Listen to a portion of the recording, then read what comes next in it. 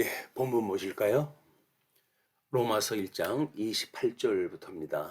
또한 그들이 마음에 하나님 두기를 싫어하며 하나님께서 그들을 그 상실한 마음대로 내버려 두사 합당하지 못한 일을 하게 하셨으니 곧 모든 불의, 추악, 탐욕, 악의가 가득한 자요, 시기, 살인, 분쟁, 사기, 악독이 가득한 자요, 수군수군하는 자요, 비방하는 자요, 하나님께서 미워하시는 자요, 능욕하는 자요, 교만한 자요, 자랑하는 자요, 악을 도모하는 자요, 부모를 거역하는 자요, 우매한 자요, 배약하는 자요, 무정한 자요, 무자비한 자라.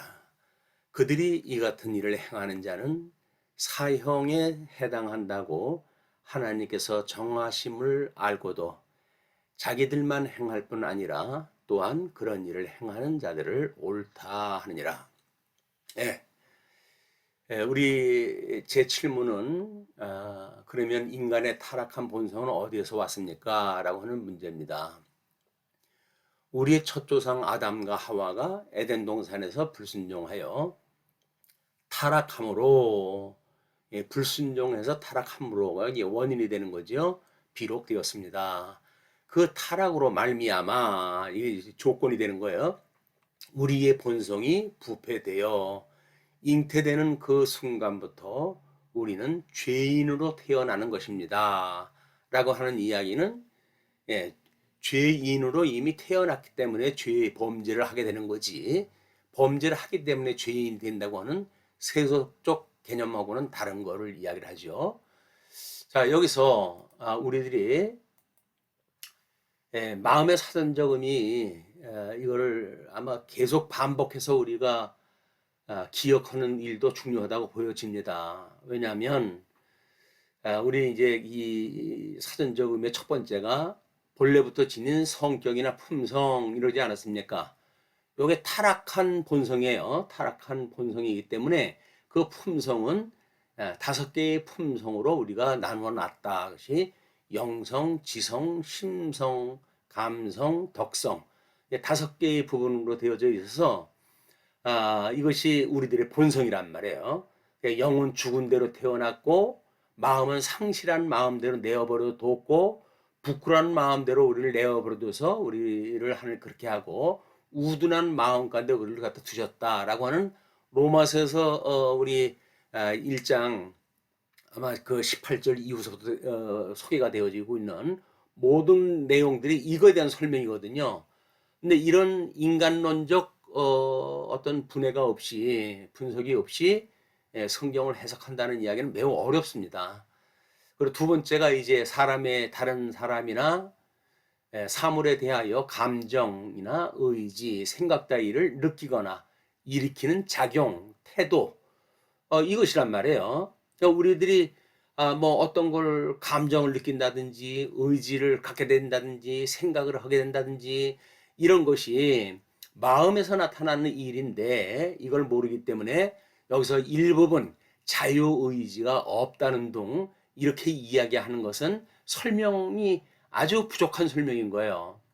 그리고 우리 세 번째, 사람의 생각, 감정, 기억 따위가 생기거나 자리 잡는 공간이나 위치다. 이렇게 해서 현대 과학에서 이야기하는 것처럼 모든 생각이 우리가 지금 가지고 있는 육체의 대뇌의 기능이라고만 생각하는 이런 이런 마음의 작용이나 태도를 우리가 인정하지 않는 그런 학문인 거예요. 감정도 마찬가지고 기억도 마찬가지입니다. 그래서 이 기억 같은 것도 우리 뭐 요즘 이제 그 노인학에서 가장 치매에 대한 문제가 대두가 되어지고 그러는데 이걸 생물학적 입장으로만 접근하는 일은 매우 부족한 설명이다.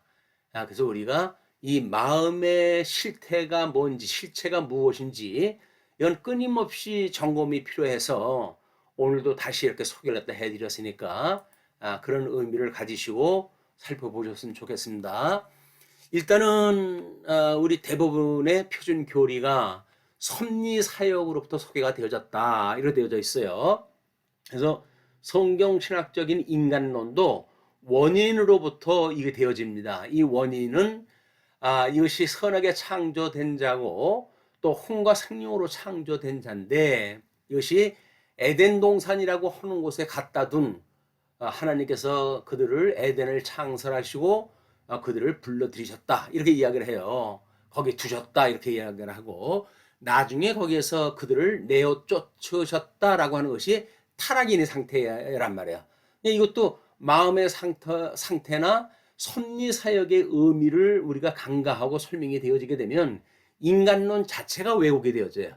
그래서 창세기 1장 28절에 주어졌던 창조 사역을 원인의 모든 걸로 이야기를 해서 거기서 바로 타락인이나 중생인의 그 논리를 전개하는 것은 매우 부적절한 그런 그 방법이었다. 그래서 에덴 동산에서 내어 쫓기고 거기에서 예수 그리스도 둘째 아담이신 예수님이 오셔가지고 우리를 대속을 하시고 그리고 성화 과정을 다 거치고 견인을 이루어서 영화의 단계까지 이루는 것이 육체의 장막을 벗어버리는 우리의 상태거든요. 이것이 전 인류적인 인간론이니까 그걸 잘 염두에 두셨으면 좋겠어요.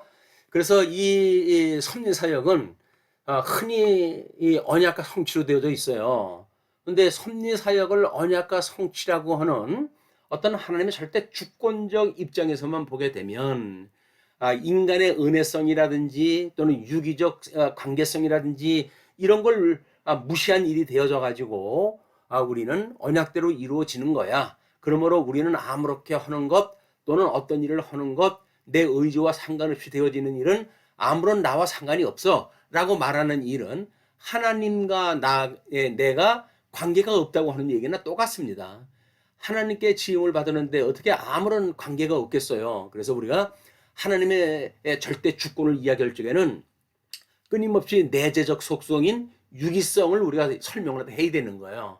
그걸 모르는 사람들이 뭐 초칼빈주의라든지 이런 사상을 만들어내 가지고 오히려 이 표준 교리를 더욱 다른 사람들이 오해하게 만들어내는 이런 결과를 가지고 있다. 그래서 우리 오문을 갖다 할 때 어떤 본성을 가지고 있는가에 대한 문제가 취급이 됐잖아요. 그러니 인간의 불의에 대한 문제입니다. 그래서 아까 읽었던 원인이 타락되어졌고 그러므로 그리고 이를 인하여라고 하는 모든 조건으로 인해 가지고 우리 하나님께서 우리들의 이걸 죽은 영과 허망한 생각, 미련한 마음, 마음의 정욕, 부끄러운 욕심, 상실한 마음 이런 거에 내어버려 두었단 말이야. 그래가지고 이런 일을 다 하게 하는 거거든요. 뭐 현재 일어나는 동성애 문제라든지 이런 것도 다 여기 포함되어지는 겁니다. 그리고 우상을 숭배하고 뭐 이런 육적 관계로 해가지고 이제 그 어떤 신전 앞에서 그런 그 사제들하고의 음욕을 갖다 관계를 갖다 갖는 모든 것들도 그러니까 잘못되어져 있고 타락되어져 있는 것 때문에 시작이 되어지는 거거든요. 그래서 우리가 기록된 바 의인은 없나니 하나도 없다. 깨닫는 자도 없고 하나님을 찾는 자도 없어요. 이제 우리가 이렇게 하나님으로부터 떨어져 나간 사람들은 다 치우쳐 가지고 함께 무익하게 되어지고 선을 행하는 자는 없나니 하나도 없다고 이야기를 했어요. 인간의 공로로 하나님 앞에 나아간다고 하는 일은 잘못되어져 있는 겁니다. 알미니안주의에 대한 사상도 마찬가지인 거예요. 그걸 칼빈주의와 알미니안주의가 어떠한 문제인지 그거는 뭐 우리 어거스틴과 그다음에 그때 당시에 있었던 그런 그 어떤 반 사상을 갖다 주장하는 사람들 이런 사람들하고 관계를 끊임없이 우리가 생각을 갖다 해야 됩니다. 이거를 구체적으로 본다고 한다면 7문에서 지금 타락을 해가지고 우리의 본성이 부패가 됐다 이러잖아요. 그렇기 때문에 우리는 그 순간부터는 우리는 죄인으로 태어난다 이렇게 되어지는 거예요. 요한복음 9장 1절에 보게 되면 예수께서 길을 가실 때에 날 때부터 맹인된 사람을 보신지라 제자들이 물어 이르되 라삐여 이 사람이 맹인으로 난 것이 누구의 죄로 인함입니까? 라고 물어보니까 자기입니까? 아니면 그의 부모입니까? 이렇게 이야기를 해요. 그거는 자기의 죄도 아니고 부모의 죄도 아니고 하나님의 영광을 드러내는 계시적 사건이라는 겁니다. 이런 더 상위의 개념을 무시하고 상대적인 어떤 그런 문구에 들어가가지고 우리가 모순관계를 느낀다든지 하게 되면 설명을 온전할 수 있게 하지를 못하는 겁니다. 우리는 이제 이렇게 아담의 그런 싫어하시는 그런 일들을 허기허물로 우리 인간론의 모든 것들이 왜곡이 되었다 그랬잖아요. 우리가 이제 죄 속에 내면의 죄를 가지고 출생을 했다 하는 거란 말이에요. 본성이 부패가 되어졌고, 그렇기 때문에 이 부패가 되어진 우리 인생들은 이거를 하나님께서 불의하다고 보시고, 그리고 뭘 행하기 전이에요. 그러니까 그래서 불의하게 여기시고, 이 불의하다고 하는 그것이 드러난 것이 범죄로 드러난단 말이에요. 그러니까 우리가 행위가 드러나는 일, 이것은 어떤 결과적인 것이 그것이 죄가 되는 원인적인 것이 아니다 라고 하는 맥락을 잘 염두에 두셨으면 좋겠어요. 그래서 우리가 아까 유기적인 관계를 이야기를 했잖아요. 물론 하나님은 절대 주권을 가지고 계신 분이에요. 이게 본동사로 해가지고 하신다는 이야기거든요. 근데 본동사의 간접 보조동사로 해가지고 하게 하신단 말이에요. 그러니까 이 하나님과 인간의 관계가 유기적인 관계지 절대적인 관계로 해가지고 신의 절대 주권만 이야기를 하면 안 된다. 또 인간의 어떤 인본주의적인 걸 가지고 신과의 모든 관계를 부정하는 일도 이게 잘못되어진 거다. 그래서 어떻게 유기적인 관계로 우리가 이해를 하는가는 매우 중요한 거예요. 이거를 인해 가지고 여기서 지금 소개되어진 일이 이걸 모르는 사람들의 이야기야. 제자들의 이야기는 이렇게 지금 되어진 것이 우리 죄 때문입니까? 부모의 죄 때문입니까? 이렇게 묻잖아요. 근데 이제 하나님께서는 그것이 하나님의 영광을 드러내시기 위한 거라는 거예요. 그럼 제자들이 그러면 하나님의 모든 것이 하나님 죄겠네요 라고 이야기를 하는 것은 죄를 하나님께로 이제 묻는 잘못되어진 일이다. 모든 죄책은 인간이 한 건데 인간이 자기가 스스로 죄인이라고 이야기를 해야지 그걸 하나님께 돌리는 일은 아주 망령된 일이라고 하는 거를 잘 염두에 두셨으면 좋겠어요. 자, 그래서 그 관계를 보통 이렇습니다. 하나님은 성과 악이라고는 절대 이성적인 기능을 가지고 계신 분이라고 했잖아요. 그런데 하나님이 싫어하시는 일을 성과 악을 알게 하는 과일나무 열매를 따먹는 일이었었는데 그걸 불순종했기 때문에 하나님께서는 에덴 동산 내쫓았단 말이에요. 그게 뭐냐면 하나님이 싫어하시는 이런 영역, 그것이 에덴 바깥의 일이에요. 사탄이 주장하는. 하나님은 선과 악을 일반으로 여기시기 때문에 이런 그 하나님 안에도 싫어하시는 일이 있는 거예요. 그것이 하나님의 악이라고 하는 기능이다. 그 다음에 이제 그렇게 했으므로 이런 절대 악 속에 놓여져 있는 것이 인간들의 일이에요. 절대 악 속에 놓여져 있는 것이. 그런데 절대 악 속에 있으면서 이 사람들은 지금 상대적인 선과 상대적인 악으로 구분했다 한 거예요. 이것이 보통 타락한 인간들이 가지고 있는 도덕의 문제입니다. 그래서 이 도덕성이라고 하는 건 절대 타락되어져 있는 가운데 선악을 이야기를 하기 때문에 아주 의미가 없어요. 우리 창세기 3장 22절에 이렇게 나오죠. 여호와 하나님이 이르시되 보라 이 사람이 선악을 아는 이래. 자기네들이 이 선악을 아는 이래요. 우리 중 하나와 같이 되었으니 하나님과 같이 되었다는 거죠. 그와 그의 손을 들어 생명나무 열매도 따먹고 영생할까 하노라. 영생을 하는 게 뭐가 문제가 될까요? 하나님의 피조물인데 이 선악이라고 하는 것을 알고 하나님과 같이 알고 그리고 절대적 갈등 관계를 이룬다고 한다면 하나님의 이 절대성이 이루어질 수가 없는 거예요. 그러므로 하나님께서는 그를 따먹고 영생할까 하노라 하시고 여호와 하나님이 에덴 동산에서 그를 내보내어 그의 근원이 된 땅을 갈게 하시니라. 내쫓아가지고 사단에게 아주 내어 맡겨버리신 거예요. 이런 관계가 보통 해 아래 세속적인 윤리라고 하는 문제다. 이거를 극복하고 내재적으로 포괄하지 않으면 기독교 윤리를 말할 수가 없는 겁니다. 자, 그래서 우리 타락인과 중생인의 인격 작용 비교표를 소개를 해드리게 되면 이게 타락되어진 인간이거든요. 그래서 우리를 어둠과 더러움에 내어버려뒀고 그래서 허망하고 우준한 미련한 마음에 우리를 두으셨고 상실한 마음의 정욕에다 우리를 내어버려 두셨고 부끄러운 욕심에 내어버려 뒀고 합당치 못한 일을 하게 하셨다. 이것이 우리들의 타락되어져 있는 영성, 지성, 심성, 감성, 덕성의 문제란 말이에요. 근데 이걸 타락한 사람들이 본래 아담 이의 모든 사람들은 여기에 있었기 때문에 이걸 학문적으로 연구하거나 모든 기능적으로 연구한 것이 세속적 문화란 말이에요. 그래서 어둡고 더러움에 내어버려뒀던 사람들이 이걸 종교를 만드는 거예요.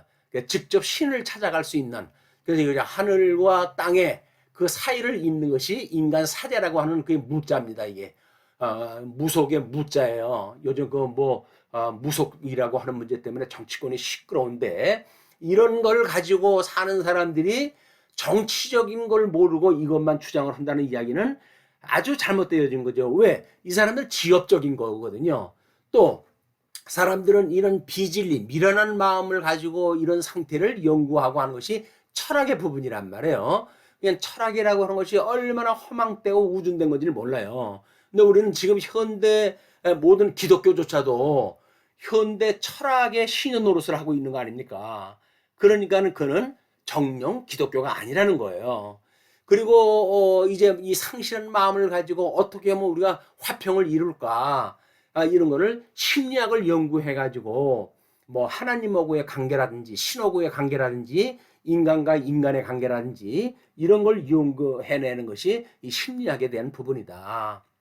그리고 부끄러운 욕심대로 내어버리는데 이걸 가지고 예술을 갖다 추구해가는, 우리 먼저도 이야기를 했지만 전위예술이라든지 하는 것이 바로 부끄러운 욕심에 내어버려 두었기 때문에 우리가 그런 일을 하는 거거든요. 근데 이걸 놓치게 되면 우리는 이제 뭐 전위예술이 그게 왜 부끄러운 일이냐 뭐 이렇게 이야기가 되어져 버리는 거예요. 그래서 지금 뭐 기독교에서 경계하던 영지주의라든가 뭐 이런 그걸로 뿌리를 갖다 두고 있는 뭐 우리 그 문화 활동들이 있지 않습니까? 그를 경각심을 우리가 갖지 못하게 되어진다. 윤리 문제도 마찬가지죠. 아까 읽었지만 우리가 합당치 못한 일을 이 사람들이 어떻게 하면 우리가 이게 선한 일이고 악한 일이냐 뭐 해가지고 우리 뭐 공자나 뭐 이런 사람들은 이것이 선악설이냐 성악설이냐 이런 걸 가지고 이제 출발을 하잖아요. 근데 인간은 철저하게 이렇게 합당치 못한 일을 갖다 하게 했던 타고날 때부터 악한 본성을 가지고 태어난 겁니다. 성악설이 맞는 거예요. 그런 맥락으로 보게 되면. 근데 이것이 전부 이 과학이라고 하는 것이 분류되어져 있는 학문들 아니에요. 이걸 요즘에서야 이제 통섭을 하자 뭐 이렇게 이야기를 하는데, 통섭을 하는 것도 사회과학이나 인문과학이나 자연과학에 대한 것은 통합을 갖다 한다고 통섭운동을 갖다 벌이지만 종교와 통섭하는 것도 이게 불가능한 거란 말이에요. 이거를 우리 하나님의 의의 실제인 우리가 어떻게 기독교적으로 해석을 하는가에 대한 문제가 이게 영적 예배를 드리는 모습으로 드러나는 겁니다. 그래서 여기서 말하고 있던 이게 붉은 이거 큰 그림에 굵은 선 것이 온 마음을 이야기하는 거. 온 마음. 이것도 마음이고 이것도 마음이고 이것도 마음이에요. 우리 이 사람들이 보는 그 입장에서 보게 되면, 그러면 우리는 온 마음이라고 하는 것은 뭐냐? 온 마음을 다하여 하나님을 경외하고 그리고 내 이웃을 내 몸같이 사랑하라라고 했잖아요. 그 온 마음이라는 것이 이런 모든 거를 지금 하고 있는 거다. 이거를 이제 세상에서는 지정의라고 하는 인격으로도 이야기를 하는데, 이건 우리는 오성으로 나눠가지고 기독교의 오성적 판단을 가지고 윤리 문제를 이야기를 하고 온 마음의 개념을 이해를 해야 마음을 다하고 하나님의 뜻을 다하고 그리고 정성을 다해가지고 하나님을 우리가 사랑할 수가 있게 되어지는 겁니다. 주님께서는 육신을 입고 이 땅에 오셨고 우리를 살리는 영으로 이 땅에 오셔가지고 우리 인간의 마음과 공감할 수 있는 마음을 가지고 오셨잖아요. 우리의 죄를 대신 지시기 위해 가지고, 그래서 온 마음을 가지고 하나님을 사랑하셨던 분이에요. 그런 예수님의 마음을 모르게 되면 우리는 지엽적인 걸 가지고 신앙생활을 잘한다 뭐 이렇게 이해하게 되어지는데, 그거는 절대적인 오해입니다. 자, 뭐 앞에 시간에서 한번 이야기를 했어요. 양대 언약에 대한 문제. 그래서 첫사람은 땅에서 태어났기 때문에 이거는 타락할 수밖에 없는 거예요. 이미 하나님께서 그렇게 만들어 놨고, 그래서 하나님께서 복을 주셨던 것은 아담에게는 저주의 이제 결과가 만들어지고, 둘째 사람 살리는 영으로 오셨던 예수님으로 인해서만 그 복이 실체적으로 언약하셨던 복이 이루어지는 겁니다. 이걸 오해하게 되면 뭐예요? 이걸 그냥 바라크를 복으로만 해석을 해가지고 모든 사람들이 절대적인 복을 받았다는 이야기거든요. 근데 하나님은 선택과 유기라고는 이중 예정을 했기 때문에 그렇게 언약을 하시면 안 됩니다. 그래서 사랑하는 자 안에서 우리를 예정을 하셨기 때문에 선택자와 유기자가 있고 이중 예정을 하시기 때문에 여기는 어차피 택자와 불택자가 있을 수밖에 없다는 거죠.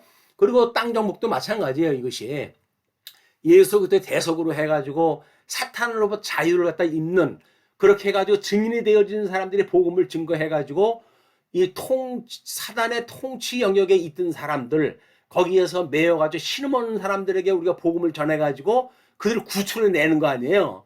그러니까 세례 요한의 때부터 지금까지 천국은 침노를 당하나니 침노하는 자는 빼앗느니라. 그래서 복음을 증거하는 증인의 입장에서 보게 되면 이런 피지배층이 있다고 하는 걸 여기서부터 우리가 이걸 발견하지 못하게 되면 엉뚱한 이 가지를 가지고 우리가 신학을 건드리게 돼서 본질에 대한 걸 놓치고 살게 되어진다. 통치도 마찬가지죠. 우리는 지배자의 다스리라고 했는데 오히려 통치의 대상 아래 놓여가지고 피지배자로 살아가는 이런 처참한 꼴을 가지고 살아가는 거 아닙니까? 이게 비참한 내용이란 말이에요.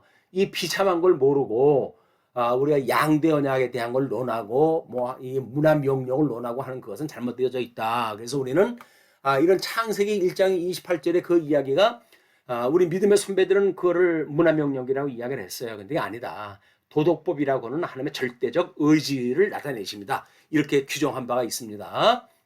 자, 그래서 하나님의 법은 실체적인 그 언약이 아담에게 하셨던 언약이거든요. 그거는 이제 그 아담의 후손인 전 인류에게 이것이 포함되어지는 겁니다. 도덕법으로서 해가지고 창조 사역상 법이기도 해요. 그리고 절대적 선과 악을 하나님께서 가지고 계신 분이기 때문에 일반으로 여기시는 분이다. 이걸 인간적인 생각으로 해가지고 이걸 뭐 어떤 모순이라든지 이렇게 설명을 하면 안 되는 거예요. 그래서 주에게는 흑암과 빛이 일반이다. 왜 하나님은 이런 우리 선과 악이라고는 그런 기능을 가지고 계시는 절대적 이성을 가지고 계신 분이란 말이에요. 그런 하나님에 대한 이해가 없이 어떤 하나님의 섭리를 이해하고 인간론을 이해한다는 것은 매우 왜곡될 수밖에 없다. 이거를 이제 타락한 이후에 특별 계시를 갖다 주시잖아요. 그렇게 해가지고 기록한 것이 우리 이 언약 백성이라고 소위 이야기했던 열조를 중심으로 해서 보여줬던 이스라엘 백성들의 역사예요. 그걸 위해 가지고 율법이 여기서 보여준 거거든요. 그 율법은 뭐예요? 노덕법이라고 하는데 포함되어져 있는 개념을 율법은 율례와 규례와 그다음에 계명과 법도로 되어져 있다. 우리가 이렇게 규정을 했어요. 율법은 계명과 율례와 규례와 법도로 구분되어져 있다. 그렇게 해서 율법의 구성을 이야기를 했단 말이에요. 그게 다 뭐예요? 도덕법이 이 안에 있다는 이야기예요. 한마디로 말하게 되면. 그리고 이것을 이제 우리 영적 예배를 드릴 때 하나님의 선하시고 기뻐하시고 온전하신 뜻이라고 그러잖아요. 이거는 섭리 사역상의 하나님의 이런 그 뜻이에요. 하나님의 원천적으로의 그 신적 속성을 보게 되면 하나님은 영원성을 가지고 계시고 그 다음에 절대성을 가지고 계시고 그리고 거룩성을 가지고 계신 분이에요. 그거는 피조 세계하고는 공유해지는 그런 그 부분이 아닙니다. 그런 하나님의 뜻을 갖다 모르고 이런 어떤 사역상의 선하시고 기뻐하시고 온전하신 뜻이 영원하신 하나님의 본질적 속성으로 오해를 하게 되면 사역상 속성과 본질적 속성을 또 오해를 하게 되어지는 겁니다. 자, 이게 뭐 원리는 우리가 끊임없이 이게 대강령이라고 그랬잖아요. 이걸 이제 신명기에서도 이걸 강령이라고 이야기를 했고, 근데 우리 예수님은 또 이걸 가지고 율법과 선지가 대강령인데 내가 너희들에게 새 계명을 주겠다라고 이야기를 하셔가지고 십계명을 주시거든요. 그래서 유다서에 가게 되면 이제 우리들이 요한 1, 2, 3서에 가게 되면 어떻게 이 계명을 지키게 되어지는가를 또 논하게 되어져요. 뭐 율법에 이게 속해져 있는 건데 이걸 다 이뤘다고 말하면 되지는 않는 겁니다. 이것은 율법의 완성은 예수님만이 온 마음을 다하여 하나님을 사랑하고 그리고 이웃을 내 몸같이 사랑하라고 했던 중보자로 오셨던 예수 그리스도만이 이걸 이루심으로 율법의 완성이 되신 분이에요. 그러므로 우리가 이분을 믿고 살아가는 것이 믿음으로 산다. 그런 그 이야기입니다. 그런 개념을 모르면 그러면 여전히 뭐 인간적인 어떤 공로에 의해서 우리가 하나님 앞에 이게 인정받는다든지 이런 오해가 되어지는데 그렇지는 않습니다. 구속이라든지 견인이라든지 영화에 이르기까지의 이 모든 전 과정이 이것이 하나님께 절대 주권적으로 되어진 거예요. 뿐만 아니라 인간에게 은혜를 주셔서 은혜 언약으로 이루어지는 일이기 때문에 은혜 언약을 인해가 주시는 유기성 관계를 가지고 인간론을 우리가 살펴봐야 된다. 그런 그 이야기입니다. 자, 양도언약과 도덕법. 양도언약은 복과 나라라고 하는 두 가지 개념을 우리가 양도언약이라고 본 거예요. 이걸 도덕법이라고 봤다. 왜요? 이거는 절대적 이성, 하나님의 절대 그런 하나님의 의지를 나타낸 거기 때문에 그런 겁니다. 그래서 이런 것들에 의해서 어떻게 그 복을 양대 언약이 되어졌고 또는 행위 언약으로 우리가 그걸 상실을 했고 또는 은혜 언약으로 다시 회복이 되어졌고 이걸 중보자가 오셔가지고 이루셨는데 하나님은 어떻게 이것을 이루셨고 또는 그의 몸 있는 성도들은 어떻게 이룬지에 대한 것을 아주 논리적으로 이걸 통섭적으로 전 성경을 통해 가지고 구절을 만들어 드린 거예요. 이렇게 공부를 다 하시는 것이 통섭 성경 개론적 이해라고 이야기를 하는 겁니다. 부분적으로 성경을 이해해 가지고 이걸 도저히 이해할 수가 없는 부분들입니다. 끝으로 그래서 우리 주님께서는 우리들한테 주기도를 가르쳐 주셨잖아요. 이 주기도가 매우 중요한 거예요. 그렇기 때문에 모든 우리 이제 이런 표준 교리를 갖다 보게 되면 끝 부분에 이 주기도에 대한 것이 언급이 되어집니다. 물론 사도신경에 대한 것도 언급이 되어지죠. 근데 우리는 이 통섭적으로 이걸 이해하다가 보니까 우리들이 이런 세계관, 신관, 또 인재론, 또는 기독론, 성경론, 그리고 성령론, 거기서 받는 구원론, 주님의 몸된 교회론, 이런 모든 것들을 주기도로 해가지고 우리가 압축적으로 알 수가 있는 거예요. 뿐만 아니라 인생의 본분이 무엇인가를 우리는 대요리문답 제1문이 이렇거든요. 사람의 첫째되며 가장 높은 목적은 무엇인가? 첫째되며 가장 높은 목적은 하나님을 영화롭게 함과 영원토록 하나님을 온전히 즐거워합니다. 우리가 이것 때문에 인생을 사는 겁니다. 근데 이 본질을 놓쳐놓고 엉뚱한 가정 논리에 빠져가지고 인생을 산다는 것은 인생을 헛되게 사는 거예요. 그걸 헛된 영광을 구가한다. 이렇게 이야기를 합니다. 그래서 삼위일체 하나님에 대한 이해 또는 사도신경에 대한 이해, 모든 세계관에 대한 이해 또는 우리 신관에 대한 이해, 이런 것들을 주기도문을 이거 매일 묵상을 하셔야 돼요. 이걸 매일 묵상을 하셔서 하나님의 그런 아름다운 섬기는 종으로 살아갈 수 있어요.